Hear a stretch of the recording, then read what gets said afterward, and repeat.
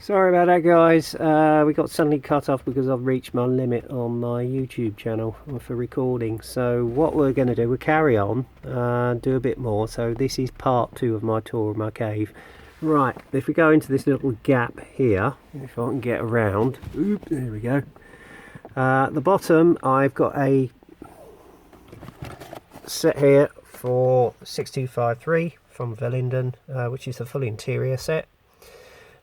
Sadly, a lot of these sets are never going to be produced again because unfortunately Verlinden did try and find a buyer for the business for when he retired, but sadly he couldn't, so he basically threw all the moulds away and dissolved the company. So get them while you can before they go to astronomical prices. Alright, and then the second set I've got here is from some crew figures for a Sherman. Okay, now at the bottom here, if I can get the camera around, hello, God, I can't remember what that kit is, but it's a tacker one.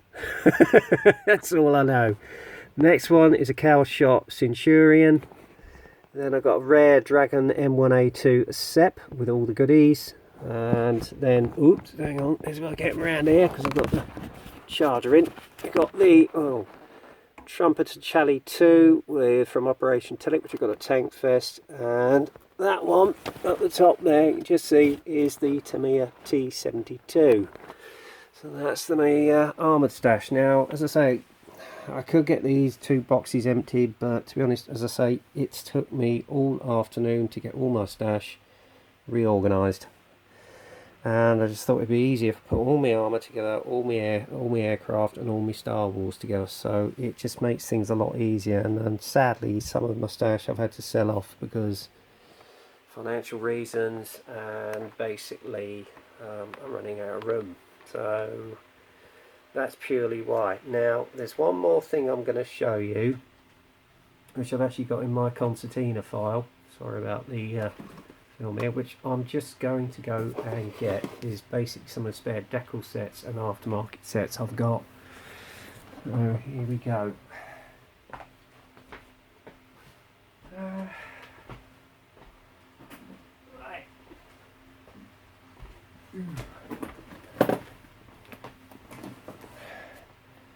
Now what I do, this is my main file for all my paperwork, personal and as well as kits.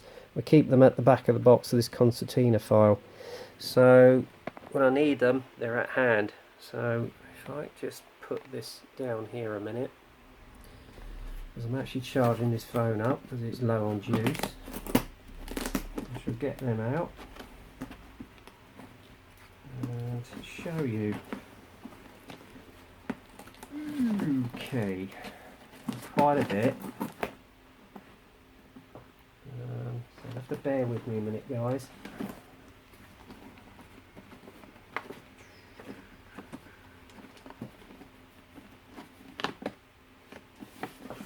Ah, there's one. There's some more. Oh God, I didn't know I had that much, but there you are. Right, here we go.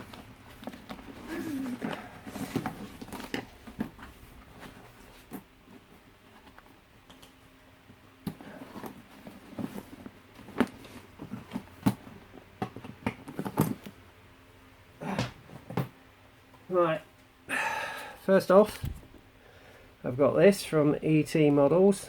This is an etch brass set for the early Tiger one. I might use that for a Tamiya kit or any of my other Tiger one builds. Another set I've got is an Aber set, again early, so there's plenty of etch to keep you busy. So there you go. Another one for a Tiger early. This is the Edward set with the grills, mud guards, etc. Cromwell Mark IV, which I've actually got in one of the boxes, so that's the aftermarket for that kit, just to give it some added detail. And this is some Edward Zimrick for King Tiger Henschel. So there you go. I've got that. And this one? Another lot of Zimrit for another KT, which I've got here. Again, another Edward set. What else have I got? I've got some more Aftermarket etched brass for a Tamiya Bowfighter Mark IV. I did have one, but I sold it on, but I might get it in again. Another one we've got for a Chevrolet 30-ton truck. Again, I had that in my stash and sold it off, but I might get another one in. Some spare decals for Ayrton Senna's FW16, which I'm hoping to get soon, because obviously it'll be 25 years next year, so it's his untimely premature death. As a tribute to him. I've got the Tamiya insignia set. Now, to be honest with you guys, I was very disappointed with this. Just kept falling off the figure, so I gave up in the end. This is for James Hunt's car. Again, it's the official tobacco sponsor, which is not allowed to be advertised. I got this aftermarket on eBay, so I'll get that kit at some stage. Some grills for kit I did have, got sold off. More spare decals from a kit.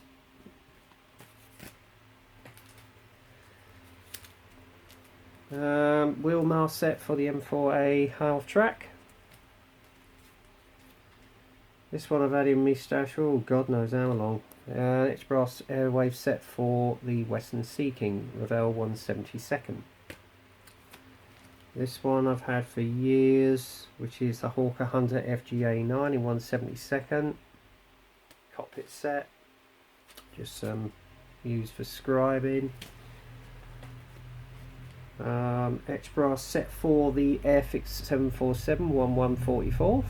Something they're getting one of them, doing BOAC markings. And we've got one for the Airfix Westland Whirlwind HAS 222. So there you go. And what else have we got? I've got some envelopes with some stuff on it. Okay, what we got here? Oh yes, decal set for Halifax. And that's made by MJW Models.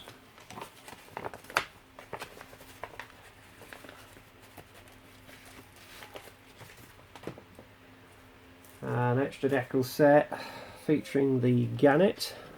I did have one in my stash but sold it on, but I thought, well, I'll hang on to the decals in case I get one in the future. Another express mask set from Edward for your wheel masks for a Tiger 1. There you go. What have we got here?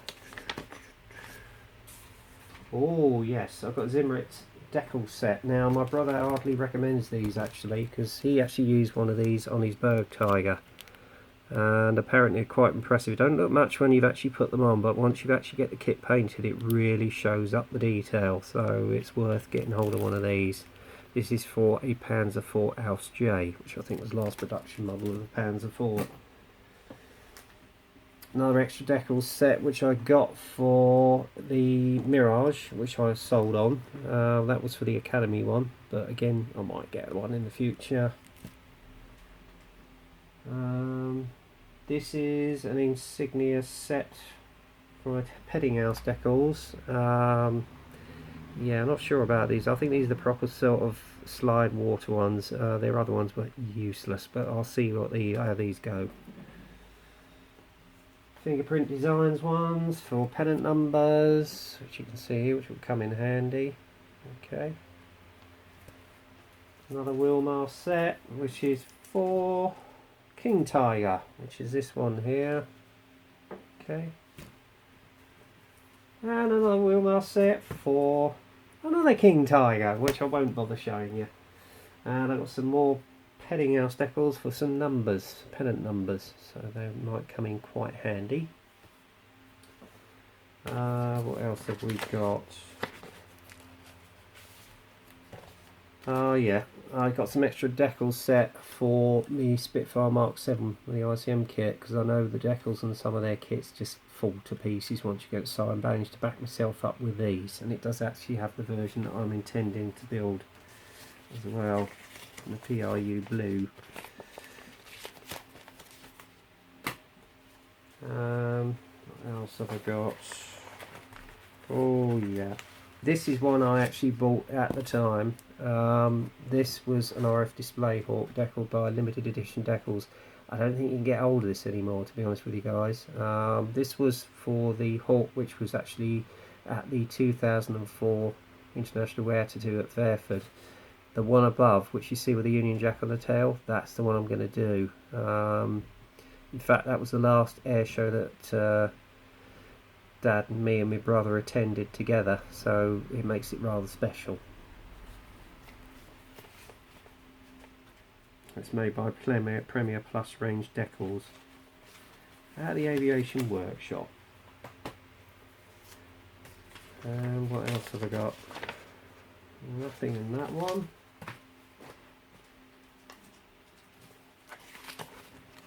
Oh yes, this is quite interesting. This is a kit I want to get hold of again, because I've actually got the Speed Jack scheme.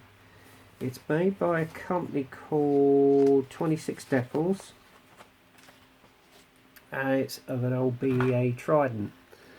Now that takes me back to my childhood, because I can remember the old BEA Tridents taking off from Heathrow. Noisy, smoky, ruddy things, but a lovely aircraft all the same, and it was the only one with a sort of a line landing set. It was the first airliner to do so. It was so effective that when the replacement aircraft, which were then 757s, were grounded due to fog, they actually used one of these to go and pick the passengers up from I think Glasgow Airport to fly them back in a Trident.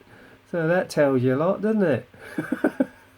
So I'm glad I got hold of that, because I often wanted to get the old Trident in the old Speed Jack scheme. And that's, in case you don't know what that is, that's the scheme there. So I think it just looks so smart. It really does show the lines off of the Trident.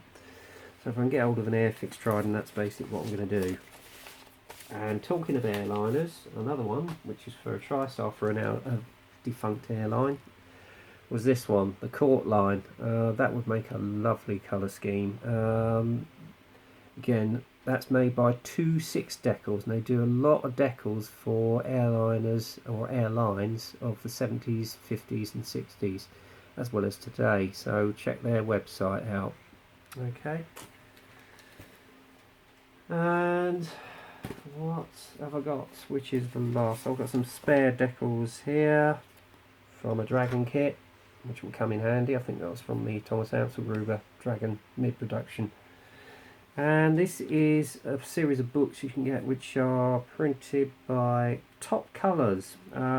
This is on the Panzer 6 Tiger 1. It's got all variants of it, about the history of the tank, various colour schemes, etc. As you can see there.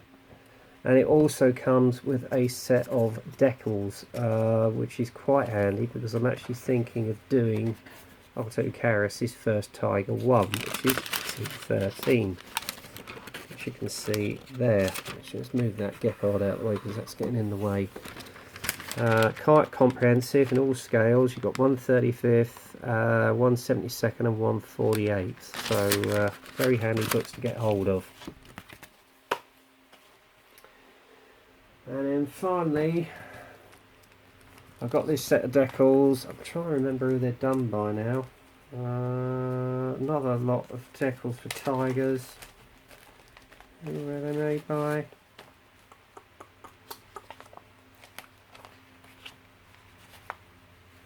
Oh, it doesn't say. Oh, right, okay, sorry about that, because I can't give you the brand of this one, unfortunately. That's a bit of a pain.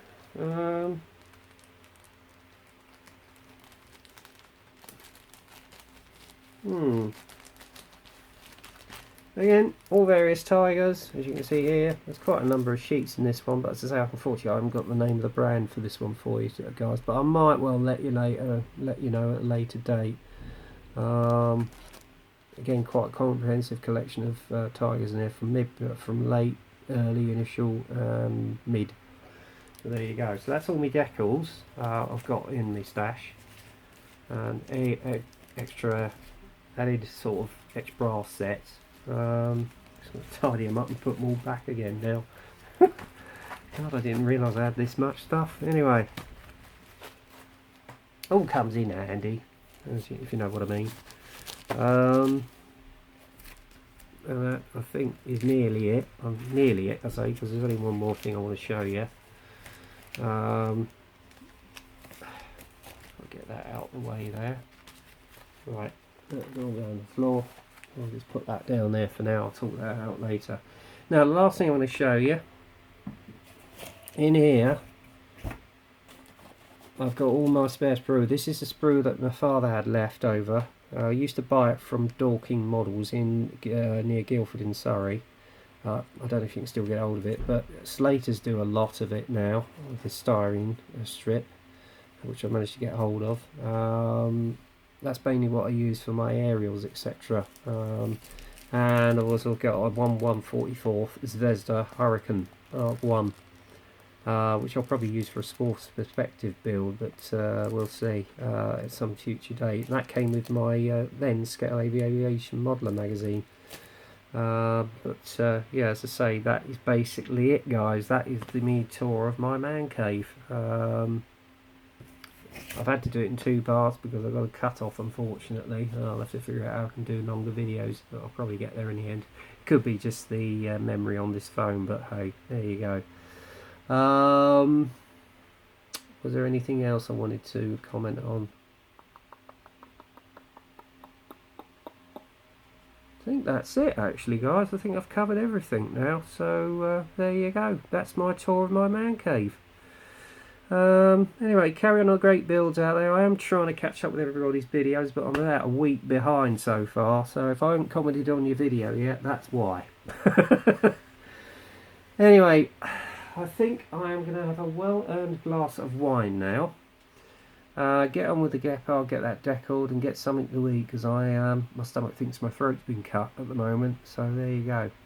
Anyway, enjoy your Sunday, whatever you're doing. Have a great week. Enjoy your builds. Keep up the good work. And as I say, I'll probably do an update video soon. When it will be, I don't know, because work's a bit hectic at the moment with the rundown of the old store. So what with the heat and everything that we've recently had, it's been a bit exhausting, so I haven't really had the impetus to get on the workbench lately. But I will, don't worry, rest assured. So that's it. That is the tour of my man cave. Hope you enjoyed it. It's roughly gone on with the added video. Oh, crikey, nearly an hour and a bit now. So until the next time, get kit crazy, happy modelling, and I'll speak to you soon.